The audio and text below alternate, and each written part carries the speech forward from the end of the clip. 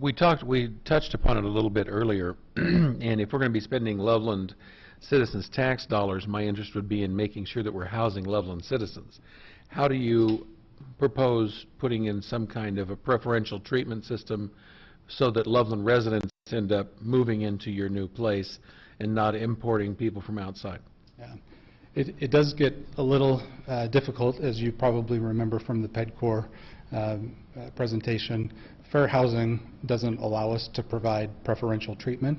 However, we can and almost always do enter referral agreements with local housing providers, including the Housing Authority, including Volunteers of America. Stop there just a second. Allison, how does Housing Authority do it?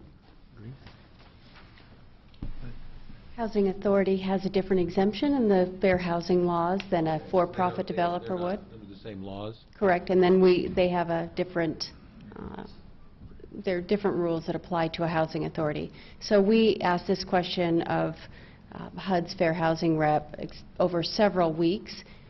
I don't believe I even replied to the question for about 2 or 3 weeks after PEDCOR, because I wanted to make sure we looked at under every rock to see what we could do.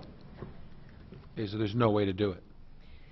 It's a pretty dangerous game to play, because the last thing you'd want is a fair housing violation. So what we're actually going to do with PEDCOR is look at who applies and the makeup of the people who apply. If they're Loveland residents, then there's nothing to do.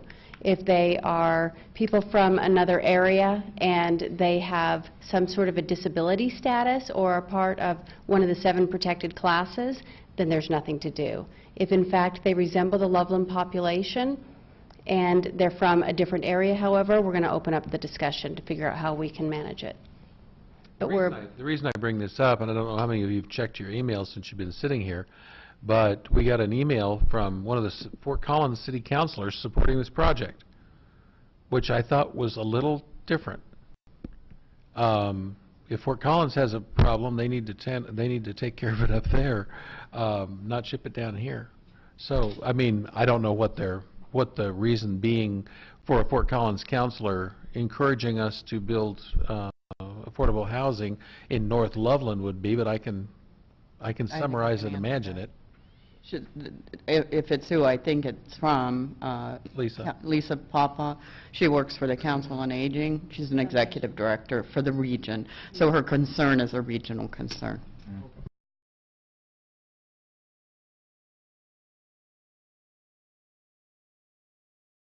Question maybe is for Judy. Given that the city of Loveland is being asked to essentially waive $1.5 million, can the city put a condition that residents of Loveland be given priority in this, or does that get into a FHA, CHAFA? Heaven knows the federal government might take some exception to something like that. They do? I mean, the Loveland residents should at least have priority? You know, I have never been asked that question before, Troy, and I honestly don't know the answer to that. Okay. I think it's certainly something we could look into. Right. I guess I hesitate because of the nature of the federal requirements. Allison, are you aware of any limitation? Well, I do know that that was one of the questions with ArtSpace.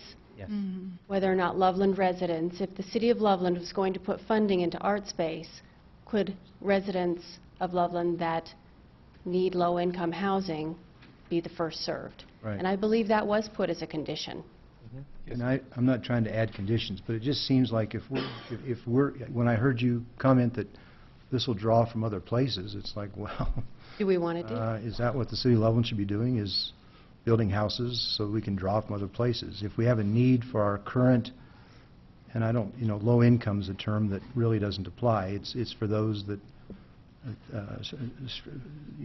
struggle to meet what I just heard to be conventional pricing. Shouldn't we have a condition that says at least Loveland residents, or those who are currently Loveland residents, get some priority if there's a wait list, or be considered ahead of those who don't live in Loveland? I would like to see what other councilors think of that, if it's legal. Actually, Well, even if it's not illegal, right? I mean, Troy, I'll add in, Allison is correct. When I was the liaison to affordable housing was the time when ArtSpace came to the forefront. And that commission at that time chose to place a restriction in place that basically the housing authority takes into consideration and gives preferential treatment based on their point system to existing Loveland residents for the new art space project once it opens up. So what you're talking about is not unusual. We've already done it in recent history. So I'm not sure what the mechanics of it are, and that would be more for Allison, but Go ahead. if you have- it's been done very recently, and it's tied to the funding they received.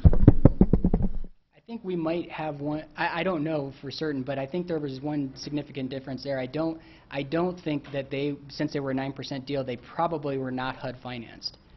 So they were probably privately financed. So I'm not sure, I guess, I mean, we don't have any problem with it. It would just be if HUD would require it, which I guess I wouldn't think they would have any other requirements than they would for ArtSpace, because ArtSpace, you know, as being affordable, you have to document for the federal government every single tenant that comes through there. You have to document your wait list and who you're choosing and why, so that they see you're not doing any preferential treatment based on, you know, any protected class. So as long as HUD doesn't have any issue with it, we certainly wouldn't have any issue with that. But obviously, we can't do something that would violate the federal requirements for maintaining affordability or for the loan, the Ginnie Mae-backed loan that they're going to give us. But again, if they are able to do it, I think that we probably could. And I do believe the Housing Authority does it, and they certainly have HUD-based projects, so they probably could give you a pretty quick answer. Okay. And I'm fine with it, Troy, if that's not a problem. Well, I don't want to bog their project down, but it's something that in the future, when a project comes to the city, that should be explored so that we have an answer. If it's acceptable, Mhm. I would Yeah, ask we that it could be a look at- priority. We wouldn't have a problem adding that in the future if there are no issues with it. That certainly is, you know, I don't see any reason why that would be a problem. Yeah, I also don't want to bog any of this process down, but if you would be amenable to amending the resolution at a later date to include that language, as long as we find out that it's all okay, because Lord knows we don't want to get sideways with HUD. We've got a real good track record here. Yeah, there you go. So, no, regards to but interpreting laws. that would be terrific, because then we don't have to slow this down. We're all agreed that if that language can be incorporated, I think that does serve our citizens well. Yeah, we would definitely agree to that. Thank you. Thank you very much.